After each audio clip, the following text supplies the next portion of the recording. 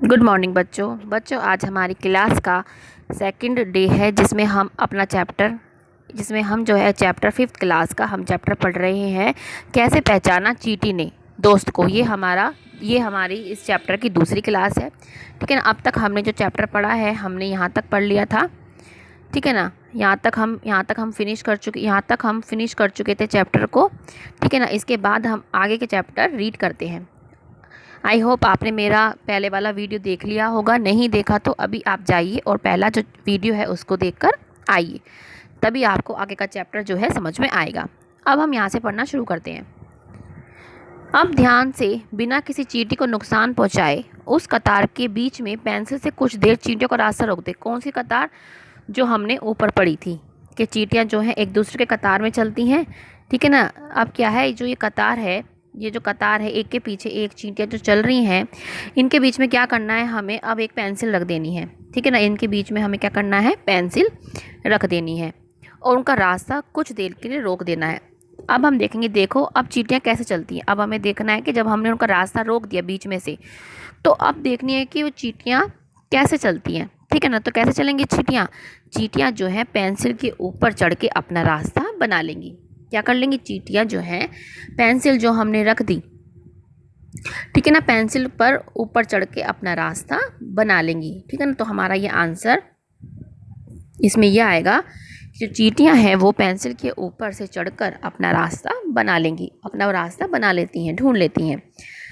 ठीक है ना। आगे पढ़ते हैं हम। बहुत साल पहले एक वैज्ञानिक ने इसी तरह के कई प्रयोग माने एक्सपेरिमेंट किए।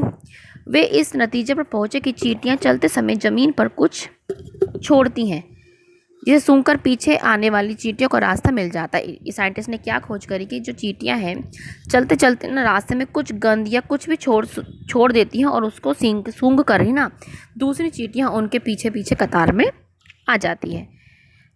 ठीक है। यहाँ तक का हमने पढ़ लिया। अब क्या है,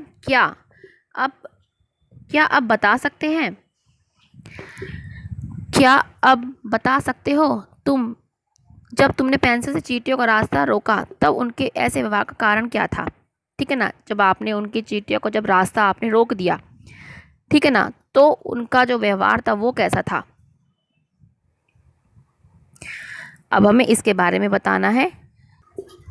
ठीक है ना। तो हमारा इसका आंसर क्या होगा कि जो चींटियां हैं, ठीक है ना, चींटियां हमने ऊपर क्या पढ़ा, जो चींटियां हैं चलते चलते वो कुछ ज़मीन पर कुछ सामान कुछ चीज़ छोड़ जाती हैं, उसको सूंघ कर ही जो दूसरी चींटियां हैं वो उनके पीछे पीछे आ जाती है। तो उनका ऐसा व्यवहार इसलिए था क्योंकि जो वो चल रही है, एक चींटी चल रही है तो वो कुछ गंद कुछ सामान जो है वो ज़मीन पर छोड़ जाती हैं, जिसको सूंघ कर ही दूसरी जो चींटियां हैं वो पीछे पीछे उनके कतार में आ जाती है। कुछ नर कीड़े मकोड़े अपनी मादा कीड़े की गंध से पहचान कर लेते हैं। जो नर मीन्स मेल जो कीड़े होते हैं, ठीक है ना, अपनी मादा मीन्स फीमेल कीड़े को उनकी गंध से पहचान लेते, गंध मतलब उनकी महक से उनको पहचान लेते हैं। अब क्या नेक्स्ट क्वेश्चन क्या है, क्या तुम सभी मच्छरों से परेशान हुए हो? सोचो उन्हें कैसे पता चलता है कि तुम कहाँ हो। भाई आजकल जो है मच्छरों का जोर है, मच्छर बहुत है, हम कितने सारी क्रीम्स लगाते हैं मच्छर को भगाने के लिए। ठीक है ना। तो मच्छर इतने होने के बावजूद भी मच्छर आपको कैसे पहचान लेता है कि आप कहाँ हो? कैसे पहचान लेता है? मच्छर जो है हमारी शरीर की गंध से और शरीर की गर्मी से हमको पहचान लेता है। तो इसका आंसर क्या है, मच्छर जो बता रहे हैं कि मच्छर तुम्हारे शरीर की गंध, खासकर पैरों के तलवे की और तुम्हारे शरीर की गर्मी से तुमको ढूंढ लेता है। ऐसे ही मच्छर हमको, हमारे अधिकतर पैरों पे मच्छर काटते हैं। ठीक है ना। तो मच्छर जो है हमारे शरीर की गंध और हमारे शरीर की गर्मी से हमको पहचान लेता है। अब जो ये कीड़ा क्या कह रहा है, मैं रेशम का कीड़ा हूँ, सिल्क वॉर्म जिसे बोलते हैं। क्या बोलते हैं? सिल्क वॉर्म जिसे बोलते हैं। मैं अपनी मादा को उसकी गंध से कई किलोमीटर दूर से ही पहचान लेता हूँ। ठीक है। जो ये कीड़ा है, ये सिल्क वॉर्म है, ये कह रहा है मैं अपनी मादा को कई किलोमीटर से उसकी गंध से उसको पहचान लेता हूँ। तो आपका क्वेश्चन ये आ सकता है कि जो रेशम का कीड़ा है वो अपनी मादा को कैसे पहचानता है। तो आप क्या लिखोगे कि जो रेशम का कीड़ा है वो अपनी मादा को उसकी गंध से कई किलोमीटर दूर से भी उसको पहचान लेता है, उसको पता चल जाता है कि मेरी जो है मादा आ रही है। ये आपका ऐसा क्वेश्चन आपका बन सकता है। आपका ये क्वेश्चन भी बन सकता है कि मच्छर जो हैं आपको कैसे पहचान लेते हैं कि आप कहाँ हो। तो आप क्या लिखोगे कि जो मच्छर हैं हमारे शरीर की गर्मी से, हमारे शरीर की गंध से और हमारे शरीर की गर्मी से हमको ढूंढ लेते हैं कि हम कहाँ पर हैं। आगे क्या है कि क्या तुमने कभी कुत्ते को इधर उधर, ठीक है ना, सूंघते हुए देखा है। सोचो कुत्ता क्या सूंघता है, आप सोचो, ठीक है ना, क्या सूंघता है भाई।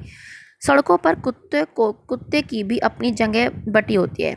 ये होता है ना कई बार कि आप देखते हो कि गली में, इतनी गली तक अगर कोई कुत्ता आ जाए तो वो उस पर भौंकना शुरू कर देता है। तो इनमें भी क्या होता है, इनकी जगह बटी होती है कि यहाँ तक तुम रहोगे, यहाँ तक हम रहेंगे, ठीक है ना। उनकी भी जगह जो होती है बटी रहती है।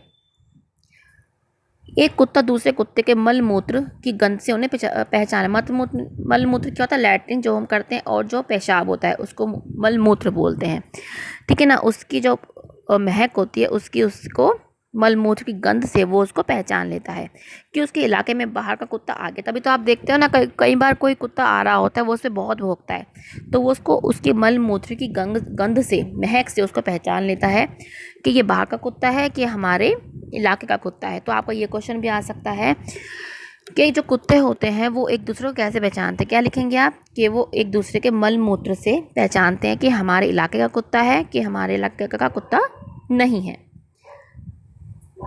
इसके बाद हमें क्या है, हमारा क्वेश्चन जो दे रखा है, अब हमें क्या पढ़ना है, हमारा क्या क्वेश्चन क्या है। हम कुत्तों की जो सूंघने की शक्ति होती है, कुत्तों में बहुत ज़्यादा शक्ति होती है, हम वहाँ पे उनका क्या क्या इस्तेमाल करते हैं, क्या कहाँ इस्तेमाल कर सकते हैं। चोरों को पकड़ने में, आपने फिल्मों में या टीवी में या देखा होगा ना, पुलिस जो होती है वे कुत्ते को लेके इधर उधर घूमती है, ठीक है ना। तो वो क्या है, चोरों को पकड़ने में, बम जो पता लगता है कि बम यहाँ पे, बम को ढूंढने में, खोया हुआ कोई भी सामान को ढूंढने में कुत्ते की जो सूंघने की शक्ति का हम इस्तेमाल कर सके हैं। नेक्स्ट क्वेश्चन क्या है हमारा, किन किन मौक़ों पर तुम्हारी सूंघने की शक्ति तुम्हारे काम आती है, ठीक है ना। किन किन मौके पर तुम्हारे सूंघने की शक्ति काम आती है, सूची बनाइए, ठीक है ना। हमें क्या है, अब सूची बनानी है हमको। उदाहरण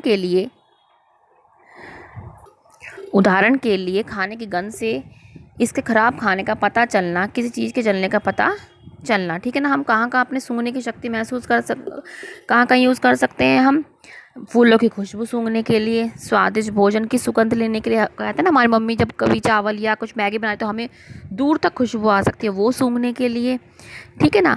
इत्र की मतलब सेंट की खुशबू, रसोई में गैस, जब कभी हमारे सूंघने की शक्ति भगवान ने हमें दे रखी है तो इसका इस्तेमाल हम कब करते हैं, बाई चांस कोई रिसाव हो रहा हो, कोई लीकेज हो रही है रसोई में, रसोई की गैस में, तो हम उसका पता हम कर सकते हैं, ठीक है। नेक्स्ट क्वेश्चन क्या है, तुम बिना देखे किन जानवरों को उनकी गंध से पहचान सकते हो, उनके नाम लिखो। कि हम बिना देखे कैसे पहचान सकते हैं, ठीक है। क्या है, हम कुत्ता जो है उनको हम बिना उनकी गंध से हम पहचान सकते हैं, डॉगी को।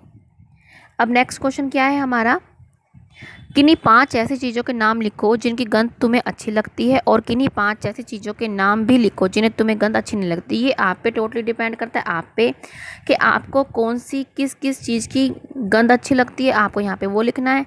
और किसी की आपको अच्छी नहीं लगती, जैसे हमको फूलों की गंध अच्छी लगती है, हमको खाने की गंध अच्छी लगती है, ठीक है ना। फूलों की हमें गंध अच्छी लगती है, हमें खाने की गंध अच्छी लगती है, मतलब स्मेल हमें, इत्र मतलब सेंट जो परफ्यूम होता है उसकी, अगरबत्ती जो हम घर में जलाते हैं वो, ठीक है ना। जब मिट्टी ताज़ी हवा की, या जब पानी मिट्टी में गिरता है तब की, आप कोई भी अपनी मर्ज़ी से लिख सकते हैं। और यहाँ पे आपको वो लिखना है कि आपको किसकी गंध आपको पसंद नहीं है, जैसे कचरे की किसी को पसंद नहीं होती, गोबर की, नाले की जो सड़ी सी बदबू आती वो, सड़ी हुई मछली, जैसे मूत्र की भी, पेशाब की भी, तो आप यहाँ पे अपनी मर्ज़ी से कोई भी लिख सकते हैं। आगे का चैप्टर हम आगे की क्लास में पढ़ेंगे। आज हमने यहाँ तक का करा है, इसके बाद हम आगे की क्लास में अपना चैप्टर पूरा करेंगे।